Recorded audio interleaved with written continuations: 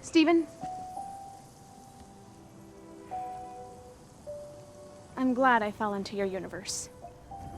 When the universe was created, there evolved humans, aliens, and a lot of other creatures who filled the universe with positivity. But with that, the negative, or say, the dark world was also created. When the fights among humans started to reach supremacy, the dark world started preying on to take over the universe in their cunning hands. But there are a few with supernatural powers who dedicate themselves to fighting for a cause. And when these people unite, the power they generate to protect the universe from the black world is just immense.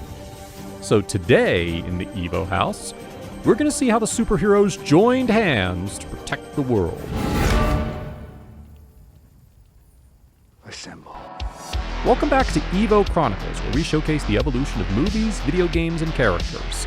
And in this video, we're going to see how Avengers was formed. The 2012 Avengers was the sixth installment in, and the culmination of, a sequence of movies now referred to as Phase 1 of the Marvel Cinematic Universe. Each movie preceding the Avengers introduced characters who would then assemble in the final movie, which was written and directed by Joss Whedon, with a story by Zach Penn. But then, what happened that all the superheroes would come together and join hands for a cause? And Hulk. Smash. Well, we'll let you know, so just make sure to stay till the end, as this is going to be super interesting. Avengers Assemble. Have you heard those words before? Well, surely if you're a Marvel fan, you will have definitely. It's an easy phrase with an intricate backstory. Superheroes in the Marvel Cinematic Universe, or the MCU, have become part of the Avengers, or Earth's mightiest heroes. The Avengers were a team of extraordinary individuals with either superpowers or other special characteristics. Though primarily affiliated with the interests of the United States of America, the group's purpose was to protect global stability from inner or extraterrestrial threats. The Avengers came from the mind of Nick Fury, or Samuel L. Jackson, the director of S.H.I.E.L.D. There was an idea, is how Fury began to explain the concept of an elite group of superheroes to Robert Downey Jr.'s character Tony Stark, or Iron Man. Fury went to Stark, Iron Man, with his idea first. Nick Fury, director of S.H.I.E.L.D. I'm here to talk to you about the Avenger Initiative.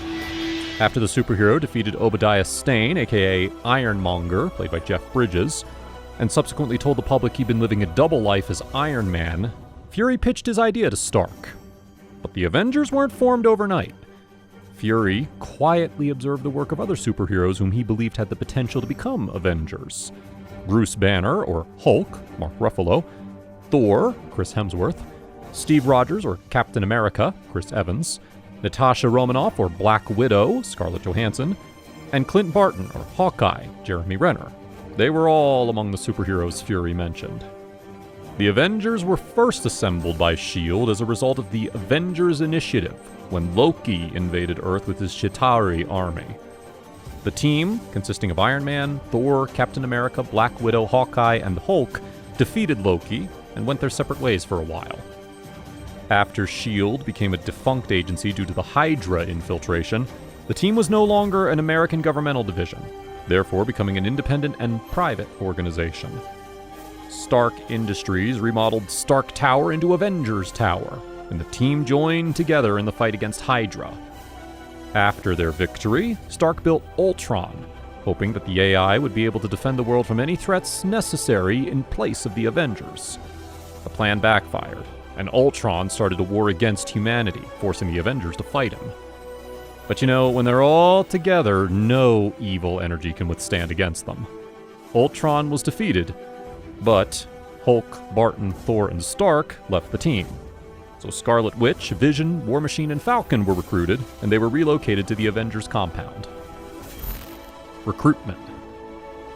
We have no idea what other intergalactic threats are out there. And our one-woman security force had a prior commitment on the other side of the universe. S.H.I.E.L.D. alone can't protect us. We need to find more. More weapons. More. Heroes. Nick Fury and Phil Coulson.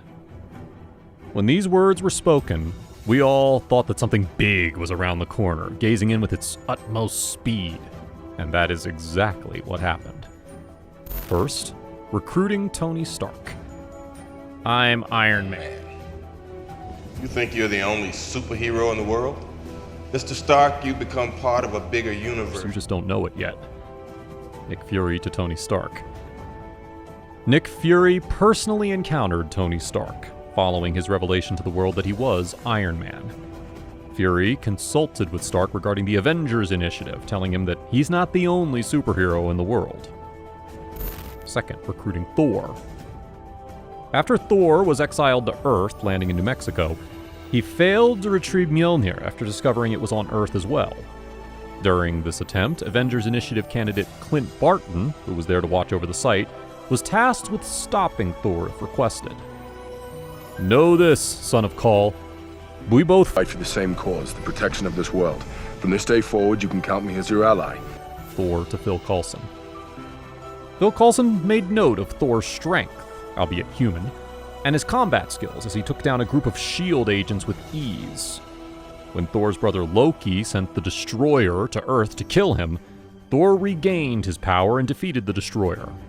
Well, this made him the perfect member who could be recruited as an Avenger. Third, recruiting Captain America.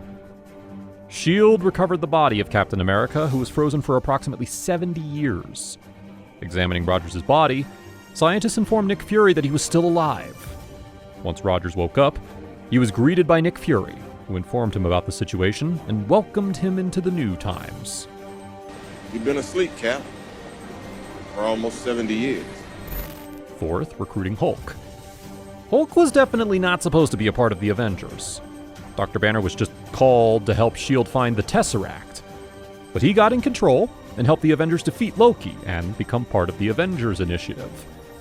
They definitely needed a member like Hulk who would be able to smash everything and completely humiliate the villain. Fifth, recruiting Hawkeye. He was the first Avenger recruited in the Avengers initiative. That's known to us because he was sent to kill Black Widow when she was controlled by someone and she became evil. But he made a different call, and instead changed her instead of killing her. He went on by taking the retirement plan as he decided to live the rest of his life with his family peacefully. But destiny had something different written for him. Despite living happily within retirement for a brief time, Barton was recruited by Captain America to help him during his fight against these newly produced Sokovia Accords, which forced Rogers to protect his friend Bucky Barnes from being arrested for a crime that he did not commit. And sixth, recruiting Black Widow. When Loki declared war on the Earth, Black Widow was recruited into the Avengers after Hawkeye had just been enthralled by Loki. Romanoff assisted in recruiting Stark and Bruce Banner into the team while they tracked down and attempted to capture Loki, eventually saving Barton from his grasp. The other Avengers which joined were recruited by the Avengers themselves because S.H.I.E.L.D. was no more an organization. They were picked when they helped the Avengers save the world.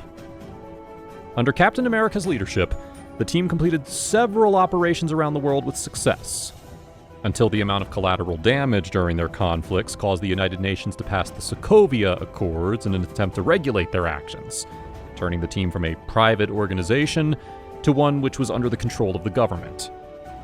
Now, whenever there comes a statement, it becomes pretty much obvious that there will be two faces of it, and that was exactly the same that's happened here.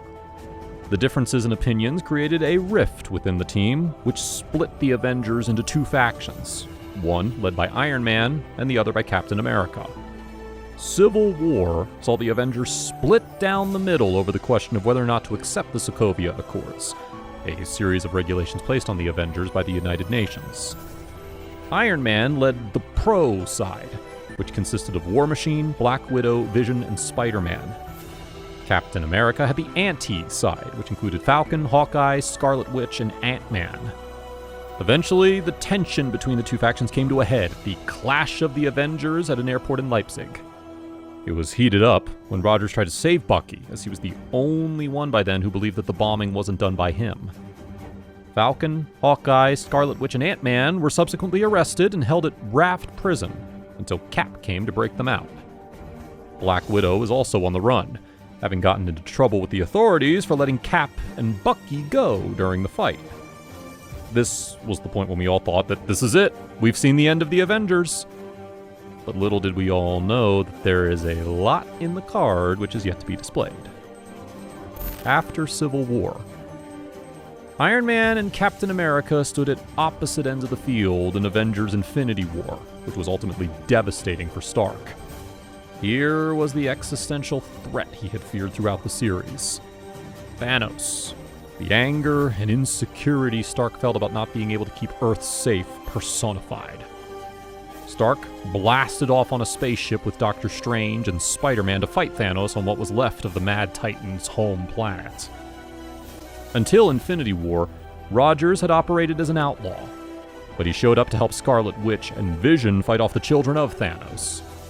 He later traveled to Wakanda to regroup with the remaining Avengers, but they too failed to stop Thanos, who snapped his fingers and destroyed half the life in the universe, including factions of the Avengers and Spider-Man in the now iconic and heartbreaking scene. What was next was the only question that was ticking around the corner for everyone. Reunion. It was the Ant-Man who turned out as a cornerstone for the reunion of the two groups, who let them be made aware of the quantum realm through which it was possible to time travel, which opened up the option of reverting all that had happened. Stark gave Rogers his shield back to him and agreed to help with the time heist. Thus, with all the team reassembled, the conflict was officially over. They all fight for the cause. And in the end, they successfully defeated Thanos. But in doing so, Iron Man had to sacrifice his life. Even in the end, they all made sure that humanity comes first and rest above all. So that's all for today's video. Do let us know which was your favorite part among them. Stay connected until we bring you another superhero evolution.